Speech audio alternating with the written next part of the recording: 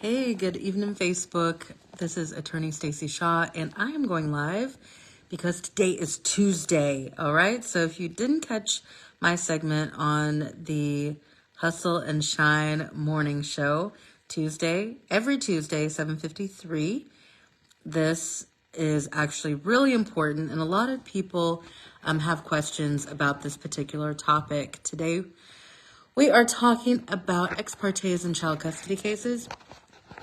A lot of people use ex parte cases as a way to get custody when parents are not married, or really to gain an advantage sometimes in a custody case if they think that one's coming up. And so now what I've seen a lot of, one, is people misuse them. But what is an ex parte case? Excellent question. Excellent question. An ex parte means without notice to the other party. Without the other party. That's what ex parte means. And so it is now it's supposed to be when you are feeling like you're in danger of immediate physical harm, if you're being stalked. Those are the reasons why people normally get an ex parte. So stalking, harassment, physical abuse, emotional abuse is also on there. And you basically go to the county clerk's office, you tell them what's happening, you file your paperwork, and then you get an immediate response, okay? So usually within 72 hours, they are either granting your ex parte, which means that you get immediate relief right then, and then they're going to have a follow-up hearing. So ex parte means without the other party, without notice to the other party. Now, how I see this interact with custody cases, it's really difficult because one party will say, hey, mom or dad, or whoever the other person is abusing the child. And so that may be true, that may not be true, but the damage to that is, especially if you're going into this case without a lawyer, is that the burden is lower than a criminal case. So people say, you know what? I'm going to represent myself. And that's great. I love when people exercise their right to represent themselves. But the issue is a lot of people don't know how to litigate a case. They don't know how to introduce evidence. They don't know how to examine and cross-examine, direct examination and cross-examination of a witness. They say all the wrong stuff, okay? And they don't ask none of the important questions. All right, so that's why it's really important, if you are going to represent yourself, that you be really organized and you maximize Google. If you don't have access to like Westlaw or Case Text, or you're not going to take the time to do legal research on the case, which is what attorneys do. That's why I say I know the law, just because I look it up. Okay, so I look up case law, I look up the statute before I give my client advice as the law pertains to their particular situation. So let me give some shout outs. Danny Monroe, first to tap in. Thank you so much. Brian Jones is also listening. Today we're going over ex partes and custody cases. Why, if you have a pending custody case and the child is part of that ex parte, anything that you say is going to be on record and can be used against you, especially if it's relevant to your child custody case. So anytime you have an ex parte with children, you automatically want to get an attorney. Now, if you have a pending custody case, so here's what happens. And this has happened to me all the time with dads. Dad will file a paternity case.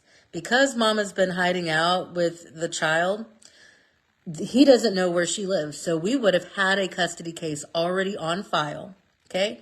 And hey, David Jones, thanks for tuning in. So we already have a custody case on file, and then mom files an ex parte. Dad gets served with the ex parte. For some reason, he doesn't tell me about it, or he forgets about it or something like that, where he's like, oh, you know what? Against your professional advice, I'm going to represent myself. Okay. No problem. So I give you my professional warning. I definitely don't think that you should do this. You definitely need to be represented by an attorney. Sometimes they're like, whatever. It's easy. I've got all of my evidence. Okay, great. I'm excited for you. So what happens? They go in without an attorney, and because the standard is lower than beyond a reasonable doubt, they're considering, did it happen? Is it, am I pretty sure it happened? Am I sure it happened? That's kind of what the judge is saying. Like, you know what? Is this reasonable that it happened? Not, oh, I am firmly convinced beyond a reasonable doubt that it happened. No, they're not saying that. So a lot of times the evidence in these ex parte cases is testimonial. So one person goes in, they cry, they say, oh, they're so scared, they saw you beat the child, all sorts of things. It may be true, it may not. But everything that is said in that proceeding can then be used against you in a custody case.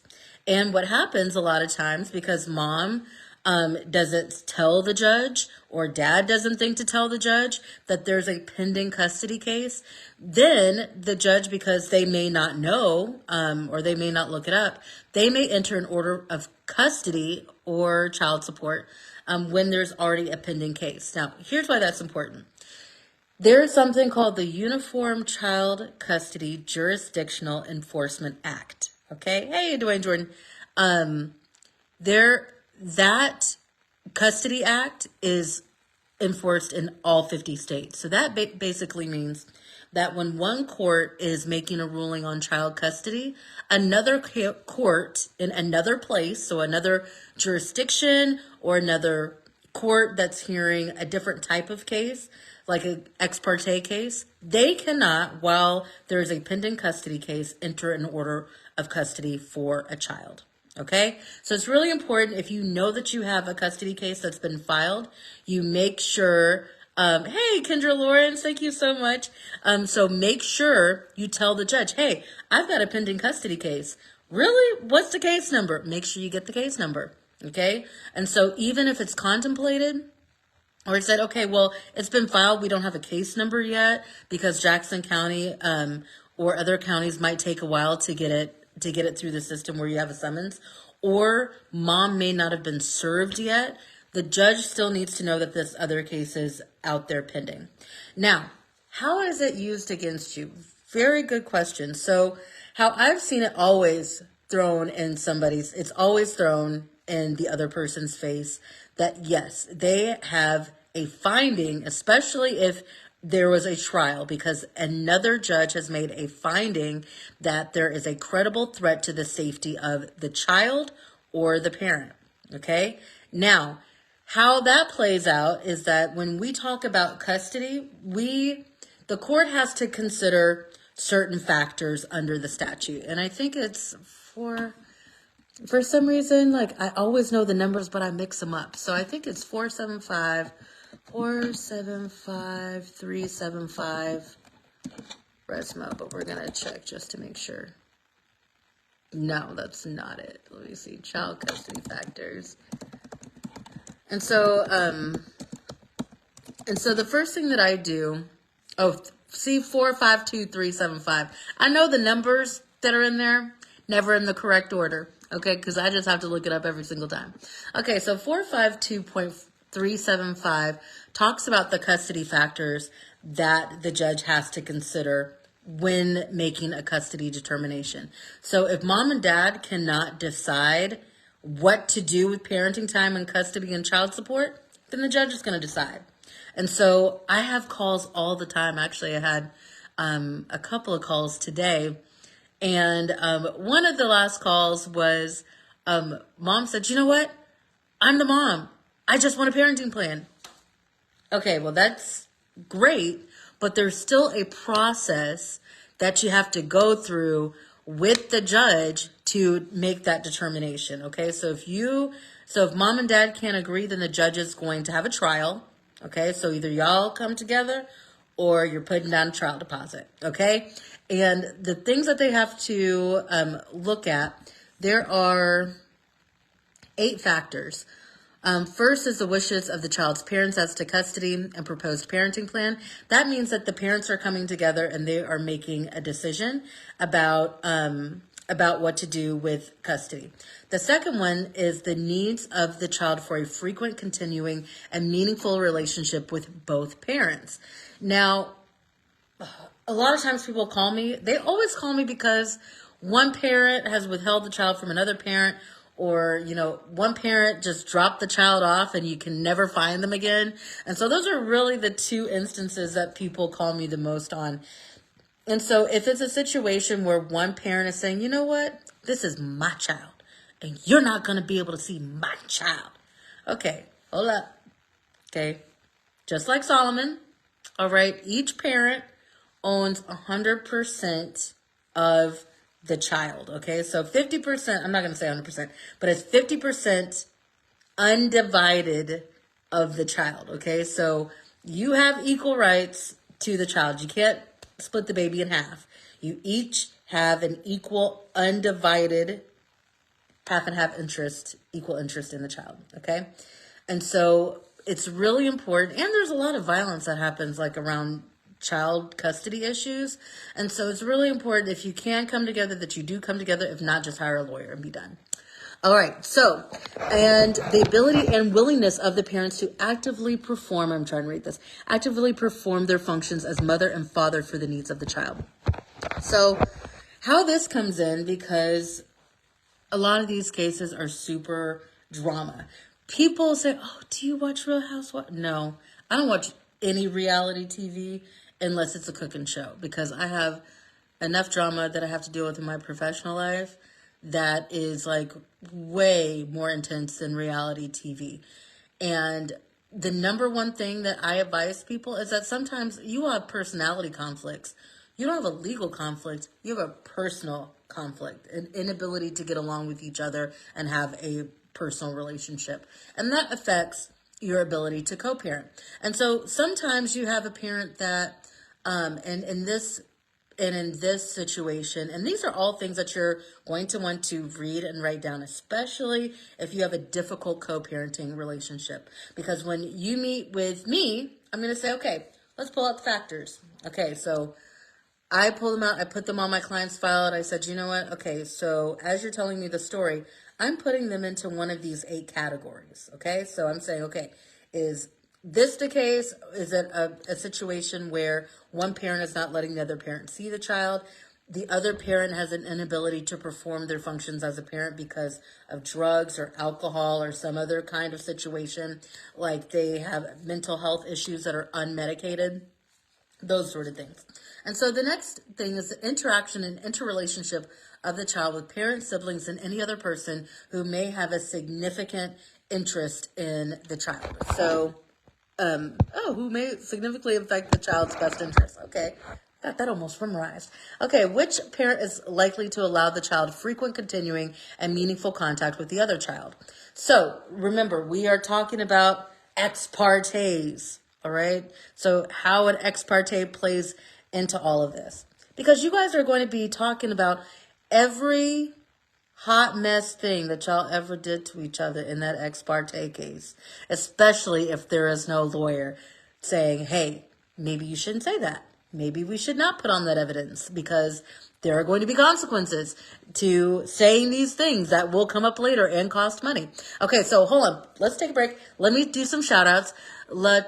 Tasha Brewster Williams, Katie Gates Mosley, and Lily Keys Villazon. Thank you so much for tuning in for my live. We're talking about ex parte cases, how it affects child custody. And right now we're really focusing on the impact of this testimony and evidence that's going to come out in the ex parte case. Hey, you coming on Sunday? You know what? I'm going to be a greeter this Sunday, okay? I'm going to be passing out mints, hopefully. I'm going to be by the door, and I'm going to have a basket of mints. Whether I'm an official greeter or not, we're not going to ask that, okay? But I will have mints to pass out. So see you 9:30 at Harvest Church, 4300 Corrington Avenue. Okay, and so when we're talking about this evidence that that you all are putting on the record, okay, a lot of times, because and actually I had a situation, it was a crazy case, okay? There was a huge mom, dad, grandparents on both sides got into a huge brawl. Okay. Police were called, DFS was called, and they were beefing with each other on the DFS call. And I said, you know what? I only represent dad, but I'm going to need y'all to chill, okay? Because y'all are going to get the baby taken away from everybody. Stop putting on evidence against each other, all right? So they said, oh, we're not listening to Stacy. We're going to keep beefing with each other on the phone in front of DFS. Cool, okay. Well, what ended up happening, the baby got taken away from everybody. So all the kids, multiple dads with one mom, all the kids got into state custody. Then neither dad nor mom got the children. And so you have to be mindful when you are putting on testimonial evidence that you don't lie, because there's consequences to lying. It may be a situation where neither one of you, both of y'all abusing the kids? Okay, we're just going to put them in state custody then. Neither one of you are fit. Okay, if that's credible, neither one of the parents get the children. Okay, so, and that's really, really happens. And it's hard. It takes like 18 months to a family court case where you have children's division involved. That's an 18-month process. Okay, sometimes you can walk it down in a year, I think, but I think it's 18 months all day. All right, so Makisha Lewis, thank you so much for tuning in. Wilson Curtis and Brittany Scott, thank you so much for tuning in. Please like, share, and comment so this content can reach people that really need to hear it, because I always do free community education to make sure that people have as much knowledge as they can, especially with really difficult topics like child custody cases, and we're going over that right now. So, as you all are testifying in the ex parte case, and for some reason you do not have lawyers there, which is fine, I would recommend that though. If there are allegations of child abuse, okay, that once one person alleges that there's child abuse, there's going to be a guardian ad litem appointed. Now, in an ex parte case, that guardian ad litem is a whole lawyer that charges per hour, all right? And you could be ordered to pay guardian ad litem fees at a rate of between $200 and $350 an hour. Okay? If the child is not actually being abused, and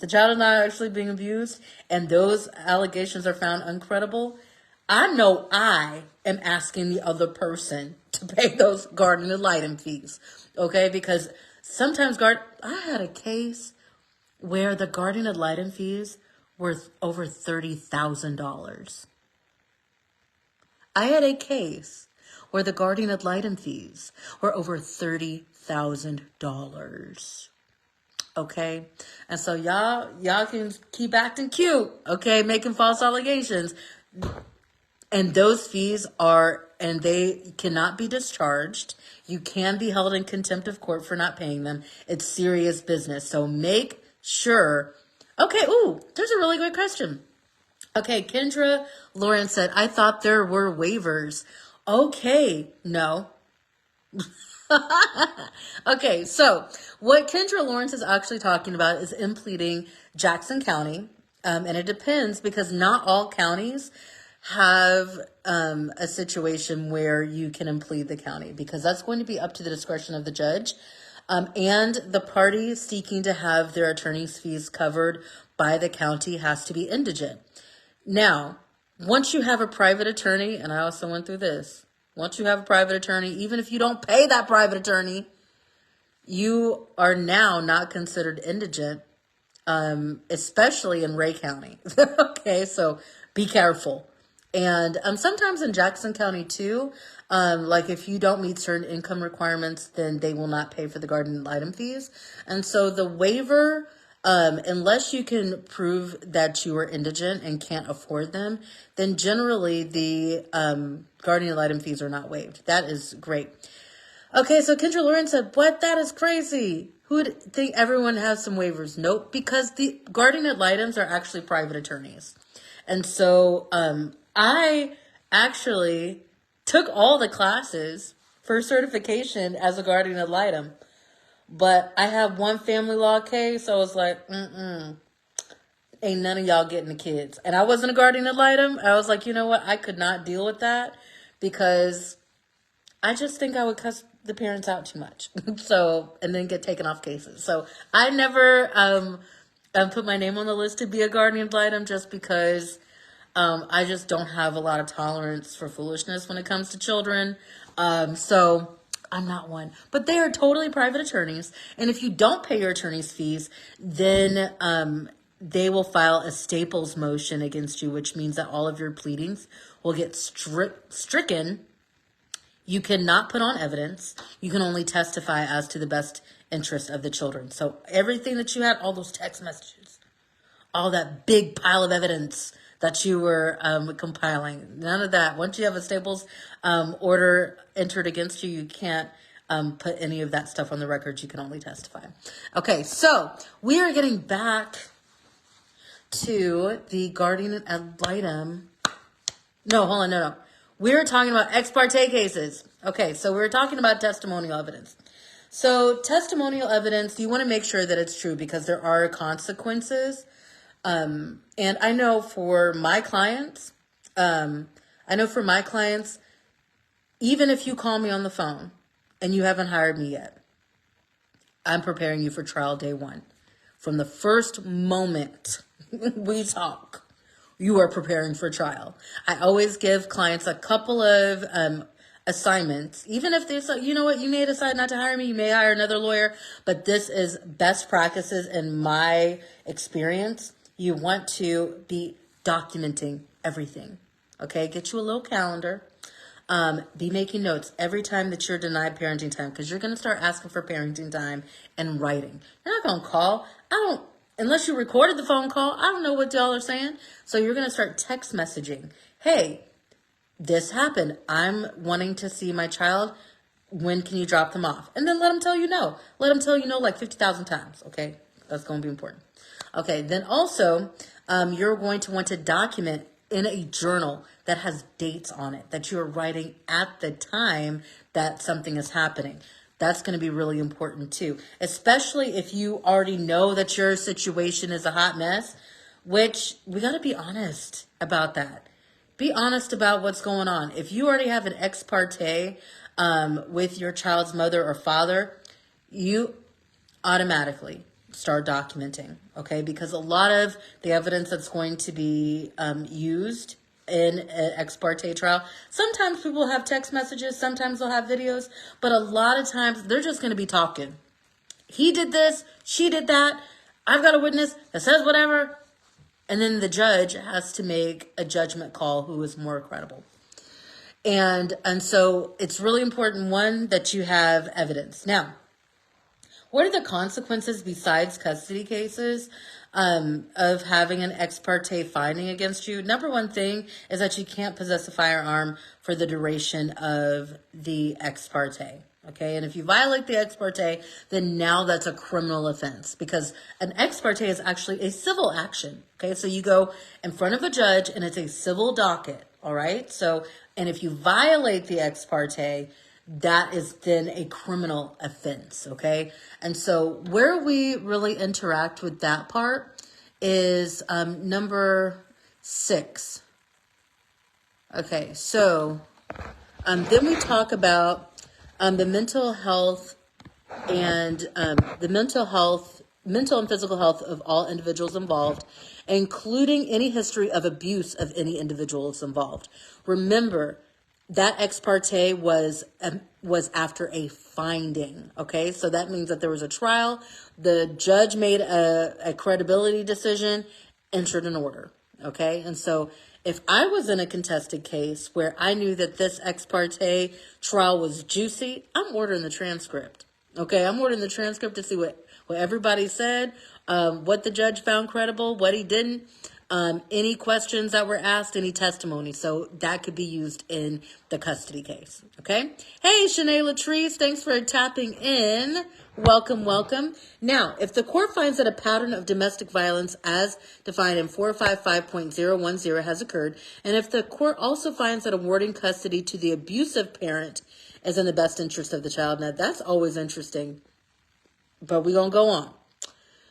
Then the court shall enter written findings of fact and conclusions of law. Custody and visitation rights shall be ordered in a manner that best protects the child and any other child or children from whom the parent has custodial or visitation rights, and the parent or other family or household member who is a victim of domestic violence from any further harm. Okay. Now, oh, hey, Casey Chiefin, and you love to hate. Thank you so much for tuning in. And so we're talking about ex parte cases as they interact with custody cases. Now, when we're talking about how if we're talking about how these findings are going to be used, we're going to lean really heavy on number 6 as mental and physical health and history of abuse.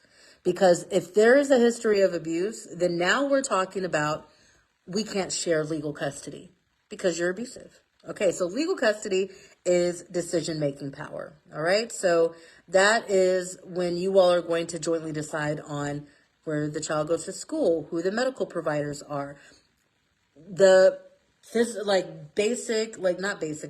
extreme changes in physical appearance, where the child can get tattoos, how the child gets tutored, a lot of different things go into legal custody. But basically, any decision that has to be made is legal custody.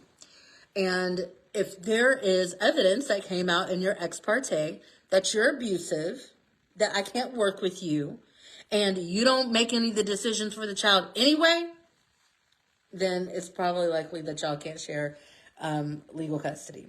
All right. So the standard in Missouri is that they're going to favor joint custody. So when someone comes to me and says, you know what, I want sole custody. And people come to me all the time and say that, oh, I want sole custody. They can't afford to pay their bills. Well, you are going to be paying more child support. Okay. That doesn't have anything to do with making decisions. But when you fail to have like a commonality of beliefs, or one parent has a mental health issue that is documented, because we can ask for psychological examinations. And so then, okay, great. You're saying that he's a narcissist. You're saying that it's impossible to work for him. Let's get him a psych eval. Are you ready to spend like $1,500 to $3,000 on a psych eval? If you are, great. We can do that, and then we're going to fight for sole decision-making power. Now, Casey Chiefin said, how do I make an appointment to sit down and talk to you? I need legal guidance. Oh, well, you can always call me, 816-359-1877, and set an appointment. But a lot of times, because I answer the phone calls, and a lot of people are like, you always call me back, because I might be on the phone with somebody else. I might be in court, okay? So if you want access to me, a whole lot of people want access to me. But I do give all of my calls, I do call everybody back by the end of the day. Sometimes end of the day is like 9 o'clock. So if you see my phone number, answer the phone. Okay, so you can always make an appointment with me. If you're wanting to sit down in person, then there is a charge for that. If it's something that I can talk you through in about 20 minutes, then I don't charge. Okay, yay! Okay, you've helped with my Casey stuff in the past. Do I deal with slumlord cases? Oh, I don't. I have a very focused practice, so I only deal with personal injury, family law, and criminal law, which includes some traffic tickets. So I don't take as many cases in traffic law because my, I'm not going to call it more serious, but my civil and criminal docket is pretty full, so I can't take as many cases with that. But I do have some people that I do recommend for landlord-tenant issues, or you can get in touch with KC Tenants. That's a really great resource, and they have attorneys that they recommend that specialize in those particular types of cases. Okay, 816-359-1877. Let me see. So I'm going to open this up to questions. And sometimes people don't want folks in their business, and I totally understand. And I don't take Kansas cases, especially landlord tenant. But yeah, I would contact KC Tenants. They do a lot of really great work in the community, both politically and in the courtroom. So they're a really great resource. So I am opening this up to questions. And then I'm going to quickly transition. I'm going to quickly transition to just to lightly touch on this, but I think that I need to do a separate lesson on this case is when children can testify in custody cases. And I did have a couple of calls specifically about that today with children that were 14 and up. And I think that's a big trend. And I can tell you my most difficult cases are cases where the children are 14 and over. Okay. And if they 16 and over, by the time you get in court, they already know how to drive. It's very difficult. Okay. So, one of the cases that I had some years ago was with a teenager, and the teenager was an athlete, like a real athlete. Okay. Larger than all of the adults. I know that my oldest niece, Sydney, she's like 5'8", total muscle, and I'm not slipping a disc trying to get her to go nowhere, okay? And so it's really important when you have teenagers that you all have been developing a relationship with them, mom and dad, and so you can really talk with them about how your custody time is going to impact their life, okay? Because kids have their own lives, okay? They have their own friends. They have their own schedule. They have their own dreams, that are apart from parents' dreams or your conveniences, okay? One of the things is that's really difficult is getting parents to realize that, hey, I know what you want. I know what you want. I know what's convenient for you. But have you asked your child actually what's convenient for them and what they want to do? Because, if they have an opinion, then you have a couple of options. Depending on how old they are, then you can file a motion to ask the judge to interview them in camera, which means like in the judge's chambers, or to testify on the stand. So you have to file a motion for that. And then the judge is going to do something called voir dire, which is ask the child questions to see if the child is competent to testify about their wishes. So not only do they have to do that first phase of the analysis if they're competent, but then the judge is going to make a determination if their testimony is probative. And probative just means, does it give additional information that is not already present in the case? Okay, so they would make that two-part determination, and then based on that, so based on if they're credible, which talks about their age, their maturity level, their ability to articulate what they want, that's going to be an analysis from the judge. And then on top of that, it's going to determine, is this evidence that we're saying that the child is going to testify about, because testimony is also evidence, is that probative or helpful? Okay, to the fact finder, which in family law cases is a judge. So let's go to some questions. How would one go about removing a guardian? That's an excellent question. Okay, so removing a guardian, you'd have to file a motion with the probate court. So guardianships are handled by the probate court. And when you want to remove a guardian, it would usually be for a cause. The guardian of a child, ooh, is it raining? Ooh, it's cold outside. I can already feel it. Okay. And so the guardian of a child is in place because either, both there are no parents that are willing, fit, or able, to care for the child. And so to remove a guardian, then either there would have to be a parent that comes forward that says, hey, I'm the parent and I'm willing and able to provide for the child. And then they could file a petition with the probate court to terminate guardianship. And then there would be a hearing in front of the judge, and then they would make that determination. If you're talking about an adult guardianship, then the reason why people are under adult guardianship is that they can't provide for their basic needs, either because of a disability of some sort, or because of their alcohol or drug use. But whatever's going on with them, they can't provide for their basic needs, and they need a guardian to be able to help them survive, basically. And so both of those would be petitions in front of the court, and then you would have a hearing for both of those. Okay, I love questions. Okay, so I'm going to go back through to see if there are any other questions. And Kendra, I am printing more Stacy Shaw Law shirts. Okay, but these ones are going to be cute. Okay, before they just were like plain. But I'm going to get some designed. Okay, and I'm going to hit you up. Okay, great. Also, the process that I gave you was for Missouri, just to be fair. But if the child, now we talked about the Uniform Child Custody Jurisdictional Enforcement Act.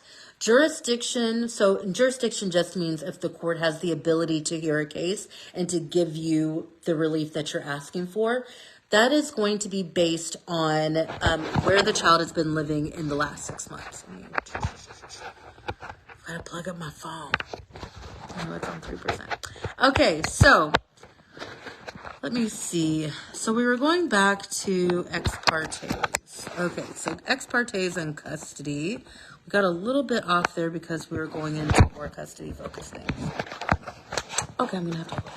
All right, so with ex partes, so you went to one. Let's recap because we've been going for about an hour.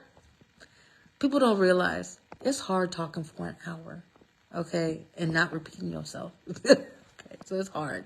Okay, so in ex parte, that is, again, without notice to the other person. You have to demonstrate that you are in danger, like you're at risk for being abused physically, mentally, emotionally, or stalked or harassed.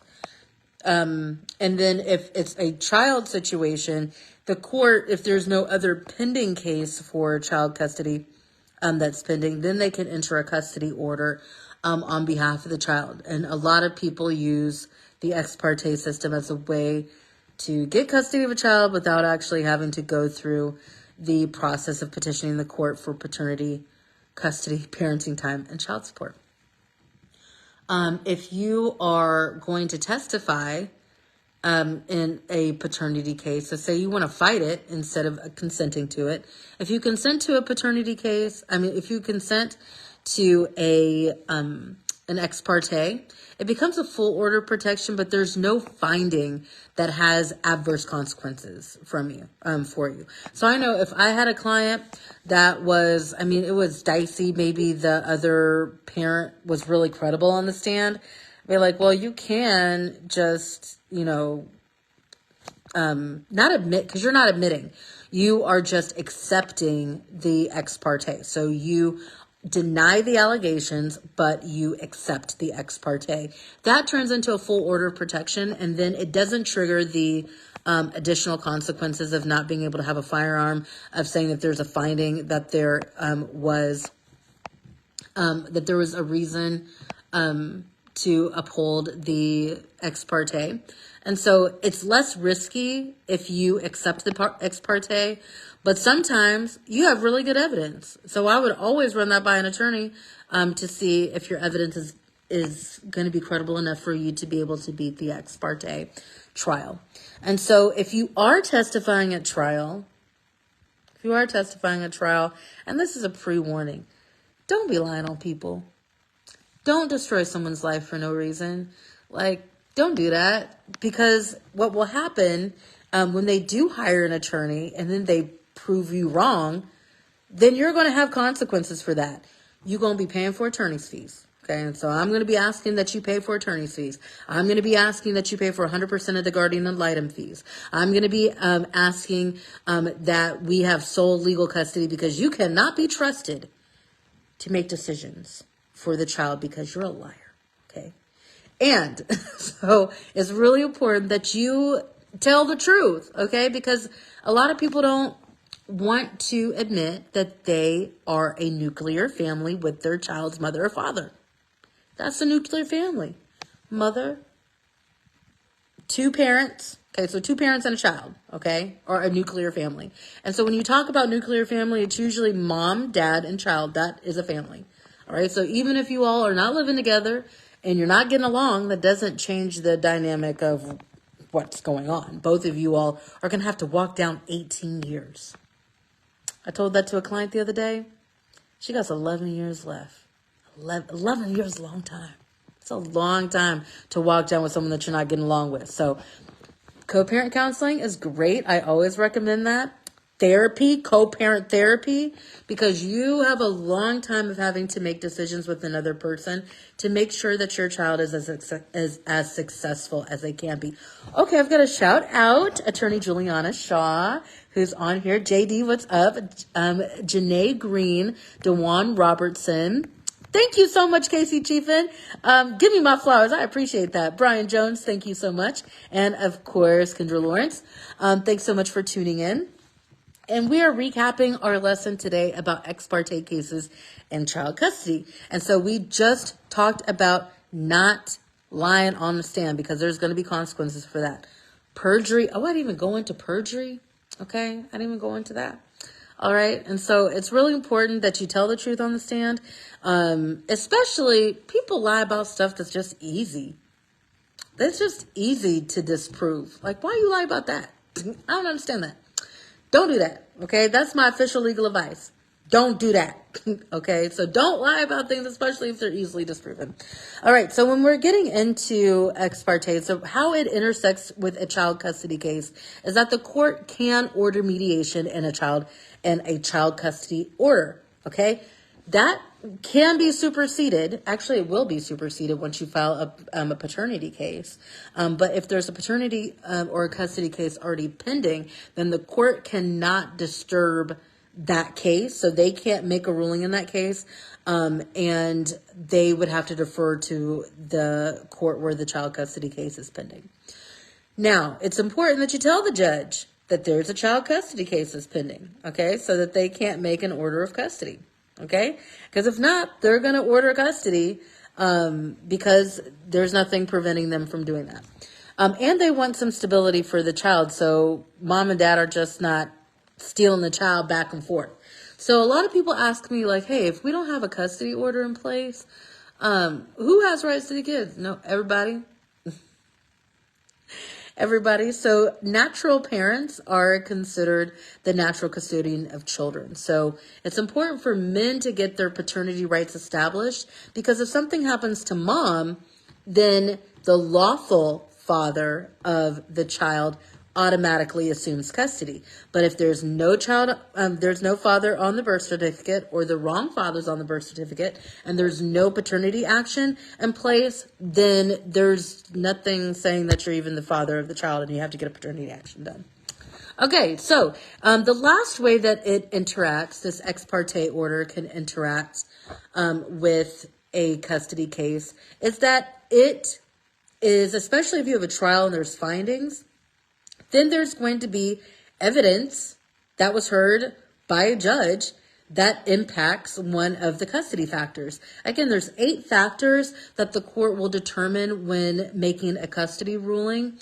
And if the parents don't decide, if you guys can't come to an agreement, then the court is going to come to an agreement for you, okay? And you may not like it. Sometimes you're going to love it. And I've been very fortunate that my clients have either been able to settle their cases favorably or in trial, they've been able to have good results, but only the ones that listen. The ones that listen, that's on them, okay? So, now, 8 factors of custody, you can find this, revised statutes of Missouri, RSMO, that's what that stands for, revised statutes of Missouri, and it's section 452.375, okay? So 452.375. You know what? I can tell it's about time to start making some hot cocoa because it's getting cold outside. I can hear the possible snow and the rain. So if you guys are out, make sure you make it home safely. Again, I'm attorney Stacy Shaw. Today we were talking about how ex parte cases interact with custody cases.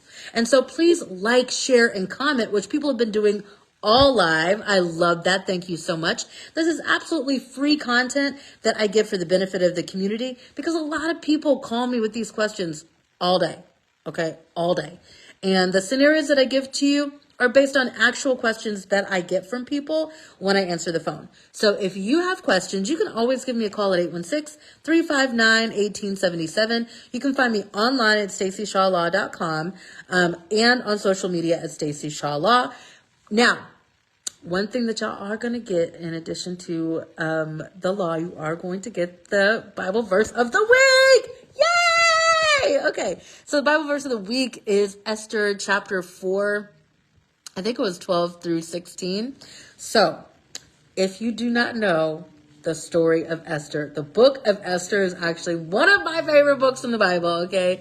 And so it's a great story. So Esther is amazing, all right? So it's just a really great story. So, but at this particular thing, I'm going to have to read you all the verse, and I get really excited every time I read it. And when I sent it in our sibling group chat, I've got 5 siblings, grew up in a Catholic family, so 5 siblings. And when I put that in there, and then my sister read it, she was like, "If I die, I die." So for real, Esther is for real. So Esther 4, chapter 12 through 16. And I talk a lot about why I start giving these Bible verses out. You never know who needs to have a word of encouragement or really just needs to encounter the love of God. I mean, that's a real thing, especially with so much violence in Kansas City. And young people are being influenced.